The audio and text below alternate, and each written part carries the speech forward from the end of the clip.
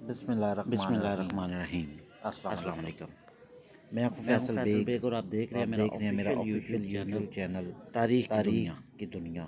तमाम नए आने वाले दोस्तों से मैं गुजारिश करूंगा कि हमारे चैनल को सब्सक्राइब करें, साथ लगे घंटी के बटन को ज़रूर दबाएं ताकि तारीख की दुनिया की हर नई आने वाली मालूमाती वीडियो का नोटिफिकेशन सबसे पहले आपको मिले।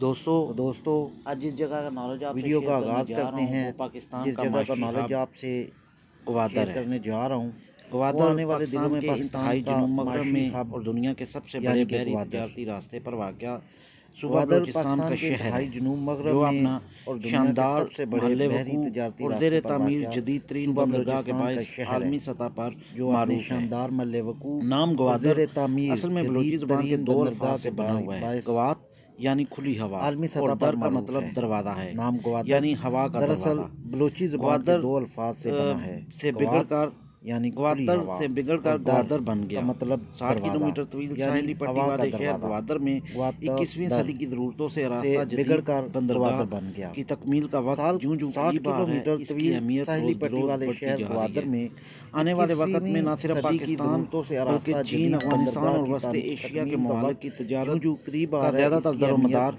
इसी बंदरगाह के जरिए होगा। आने वाले वक्त में न सिर्फ ग्वादर बल्कि चीन, और इसके गिरदोनवा की तारीख बहुत पुरानी है। ये इलाका वादिय कलांज और वादिय दश्त भी कहलाता है।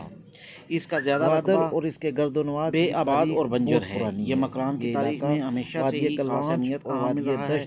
मालूम तारीख की एक रवायत के मुताबिक हज़रत दाऊद अलैहिस्सलाम के ज़माने में जब कहत पड़ा तो वादिय सीना से बहुत सारे अफराद हमेशा कूच करके वादिय मकरान के इलाके में आ गए। मकरान का ये इलाका हज़ारों साल तक ईरान का हिस्सा रहा है। ईरानी बादशाह काउस और अफरासियाब के दौर में भी ईरान की अमलदारी में था। 325 कबल मसीह में सिकंदर आज़म जब बरसगीर से वापस यूनान जा रहा था तो इसने ये इलाका इत्तफाकन दरियाफ्त किया। इसकी बहरी फौज के दौर में भी के सिपहसालार एडमिरल नारकोट्स ने अपने जहाज 325 बंदरगाह पर लंगरअंदाज किए और अपनी याददाश्तों में इस इलाके की अहम शहर को उसने कलमात ग्वादर, पशकून और चाबार के नामों से लिखा है।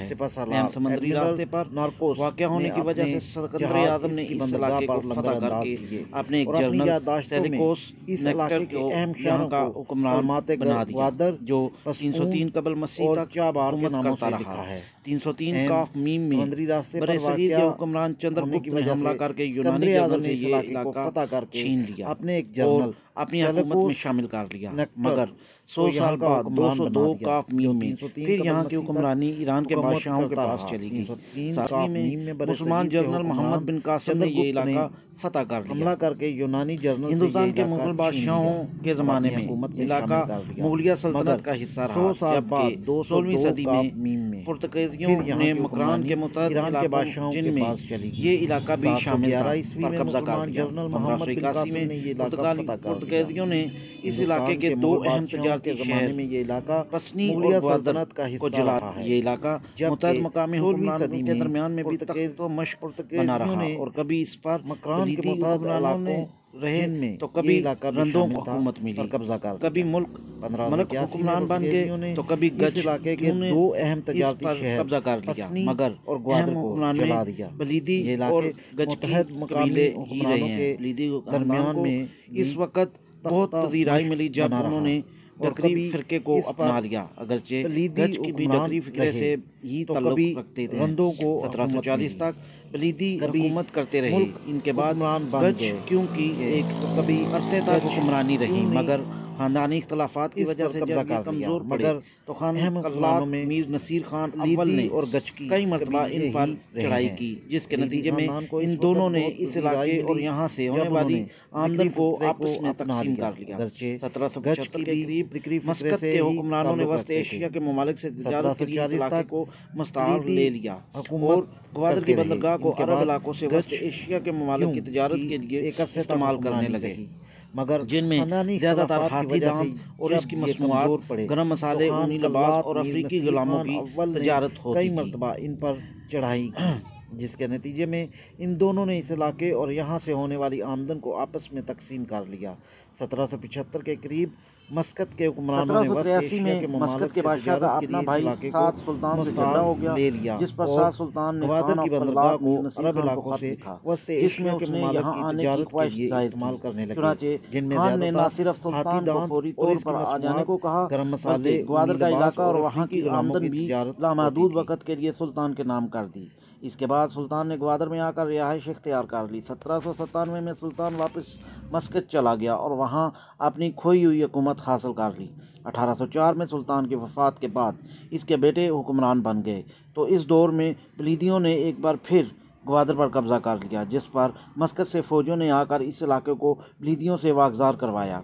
1838 की पहली अफगान जंग में बरतानिया की तवज्जो इस इलाके पर हुई, तो बाद में 1861 में बरतानवी फ़ौज मेजर गोल्डस्मिथ की निगरानी में आकर इस इलाके पर कब्ज़ा कर लिया और 1863 में ग्वादर में आपने एक असिस्टेंट पॉलिटिकल एजेंट मुकर्रर कर दिया।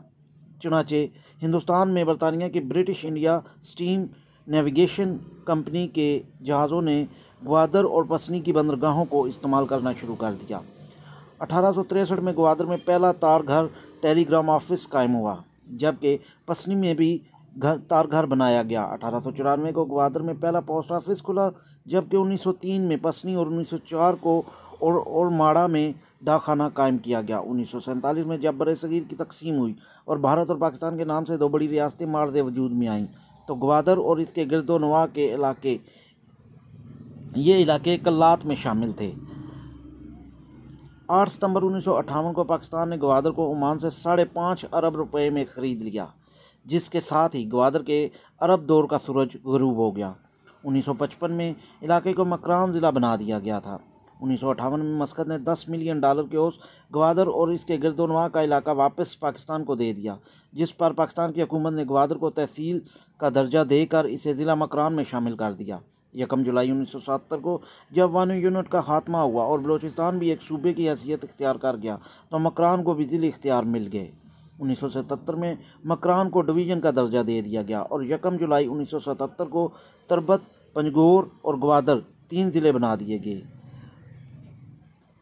आज का ग्वादर जो है मौजूदा शहर एक छोटा सा शहर है, जिसकी आबादी सरकारी अदाद-ओ-शुमार के मुताबिक निसफ लाख है, जबकि आज़ाद राय के मुताबिक 1 लाख अफराद पर मुश्तमिल है।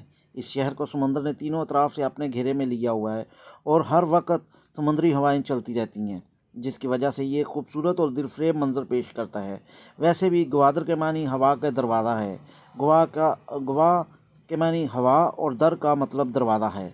गहरे समुद्र के अलावा शहर के इर्द गिर्द मिट्टी के बुलंद बाला चट्टानें मौजूद हैं। इस शहर के बासियों का ज़्यादातर गुजर बसर मछली के शिकार पर होता है और दीगर इक़्तिसादी और माशी ज़रूरतें हमसाया ममालिक ईरान, मुत्तहिदा अरब अमारात और ओमान से पूरी होती हैं।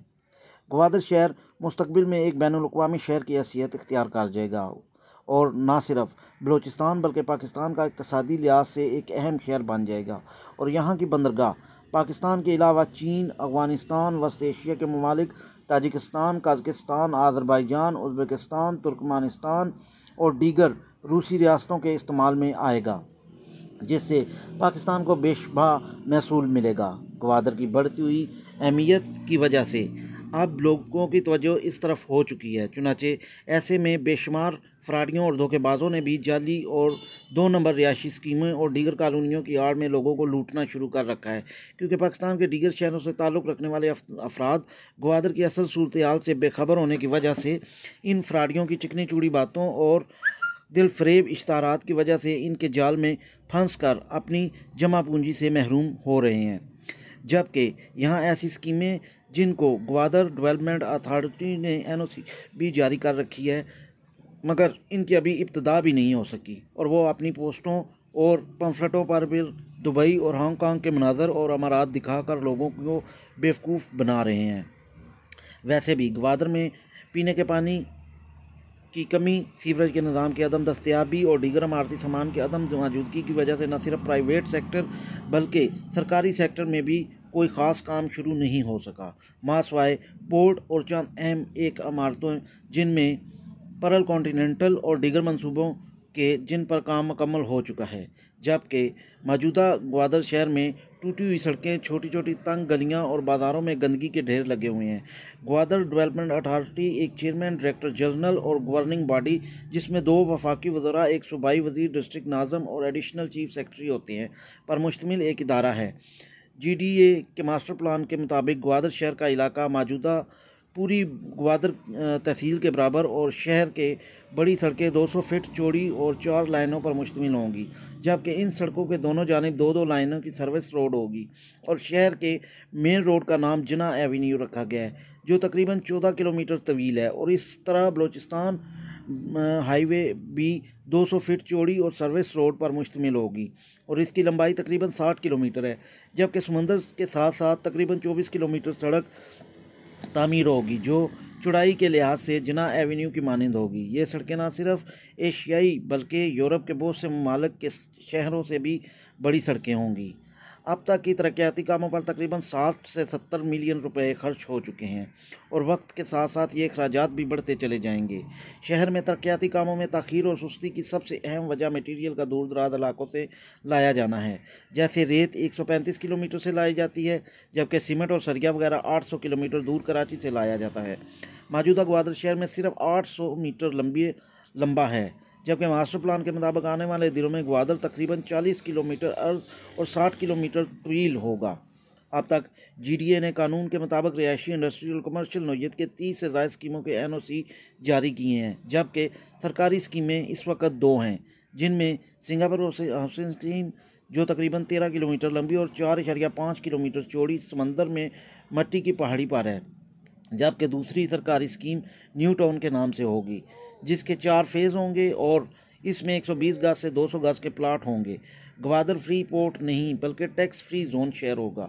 GDA ने NOC जारी करते वक्त प्राइवेट इदारों को इस बात का पाबंद किया है कि वो अपनी अपनी स्कीमों में पीने के पानी का इंतज़ाम करेंगे और समंदर का पानी साफ़ करने के प्लांट लगाएंगे, जबकि सीवरेज के पानी की निकासी का भी ऐसा इंतज़ाम किया जा रहा है कि गंदा पानी समंदर में शामिल होकर ऐसे आलूदा ना करे और कराची जैसी सूरत हाल पैदा ना हो। इस मकसद के लिए प्राइवेट स्कीम को भी पाबंद किया गया है कि वो सीवरेज के पानी को साफ़ करने के ट्रीटमेंट और रिसाइकलिंग प्लांट लगाएं और इस पानी की ग्रीन बेल्ट और पार्कों में इस्तेमाल किया जाएगा। अब ग्वादर शहर में आंकड़ा डैम से पीने का पानी आता है, जो 45,000 की आबादी के लिए काफ़ी था, मगर अब आबादी में इजाफे की वजह से पानी का मसला पैदा हो गया है और मौजूदा पानी की मिकदार कम पड़ गई है, क्योंकि अब ग्वादर की आबादी 1 लाख के लगभग है और आने वाले दिनों में इसमें इजाफा होता चला जाएगा, जिसके लिए मिरानी डैम के मंसूबे पर काम हो रहा है, मगर ये ग्वादर से 120 किलोमीटर दूर है, जहां से पानी लाना बहुत मुश्किल काम होगा। जबकि मिरानी डैम के पानी का सर्दियों की बारिशों पर मुनहसर है और जैसा कि अक्सर होता है कि कई साल बारिशें नहीं होती तो डैम में पानी भी नहीं आएगा। लिहाजा ये कहा जाए तो दुरुस्त होगा कि ग्वादर में असल मसला पानी का ही होगा, जबकि एक बहुत बड़ा चैलेंज है। पाकिस्तान के सूबा बलूचिस्तान का साहिली कस्बा ग्वादर और इससे मुलाहिका इलाका 1958 में पाकिस्तान हुकूमत ने सल्तनत ओमान से खरीदा था। इस साहिली इलाके की एक बड़ी बंदरगाह बनने की कुदरती सलाहियत इससे पहले सामने आ चुकी थी, जब 1954 में अमरीकी जियालॉजिकल सर्वे ने ग्वादर के डीप सी पोर्ट के लिए बेहतरीन मुकाम करार दिया था।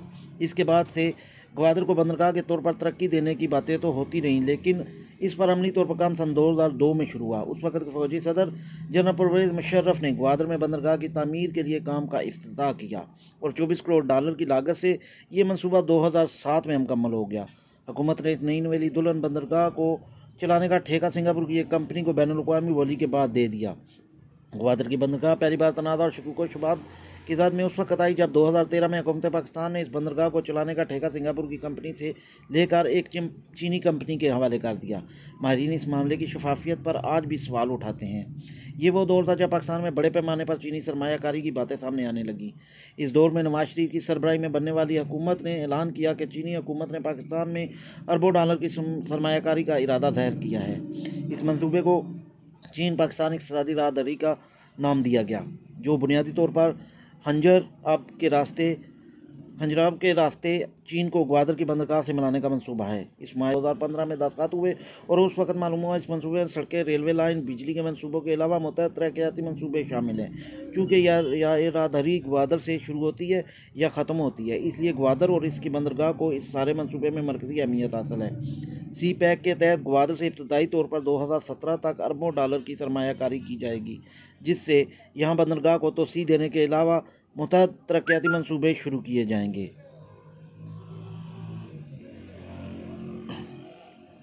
फील्ड मार्शल अयूब खान के दौर में ग्वादर में जदीद बंदरगाह बनाने का मंसूबा बन गया था, मगर फ़ंड की कमी और दीगर मुल्की और बैनुल अक़वामी मामलात और सियासी मसाइलों की वजह से इसकी तामीर का काम शुरू ना हो सका। मगर जब अमेरिका ने तालिबान हुकूमत के ख़ात्मे के लिए अफ़गानिस्तान पर हमला किया तो इसके बाद अभी 4 माह भी नहीं गुजरे थे कि पाकिस्तान और चीन ने मिलकर ग्वादर में 21वीं सदी की ज़रूरतों के मुताबिक बंदरगाह बनानी शुरू कर दी थी। चीनियों के इस शहर में दाखिले के साथ ही शहर की अहमियत यकदम कई गुना बढ़ गई। मुस्तक़बिल का बैनुल अक़वामी शहर और फ्री टैक्स जोन का ऐलान होते ही मुल्क भर के सरमायादार और दौलतमंद खरबों रुपए लेकर इस शहर में पहुंच गए और ज़मीनों को ख़रीदने के लिए मकामी शहरियों को इनके मुँह मांगे रुपए देने शुरू कर दिए, जिसकी वजह से 200 रुपये किराए की दुकान 30,000 रुपये तक हो गई और 30,000 रुपये फ़ी एकड़ ज़मीन की कीमत 2 से 3 करोड़ रुपये तक पहुंच गई। चुनाचे ग्वादर का आम शहरी जो चंद एकड़ का मालिक था, देखते ही देखते करोड़पति और अरबपति बन गया। चुनाचे अब शहर में बेशुमार चमकती दमकती और कीमती गाड़ियों की भरमार हो गई है, जिसकी वजह से छोटी और तंग सड़कें मज़ीद सिकुड़ गई हैं। शहर की तकरीबन तमाम बेरोज़गार अफराद ने प्रॉपर्टी डीलर के दफ्तर खोल लिए हैं, जबकि दूसरे शहरों से आए हुए अफराद ने प्रॉपर्टी को मुनाफा बख्श कारोबार समझते हुए बड़े बड़े अदारे कायम कर लिए हैं। शहर की इब्तर हालत को बेहतर बनाने और मुनज़्ज़म करने के लिए हुकूमत ने 2003 में ग्वादर डेवलपमेंट अथॉरिटी के नाम से एक इदारा बनाया, जिसके कानून के मुताबिक बलूचिस्तान के सूबाई असम्बली ने 2002 में मंजूर किया था, मगर नौमौलूद अदारे ने ताहाल शहर की हालत को सुधारने के में कामयाब नहीं हो सकी। दोस्तों, उम्मीद करता हूं कि आपको आज की वीडियो पसंद आई होगी। अगर वीडियो पसंद आए लाइक, शेयर और कमेंट ज़रूर करें। इजाज़त है फैसल हबीब को। अल्लाह हाफिज़।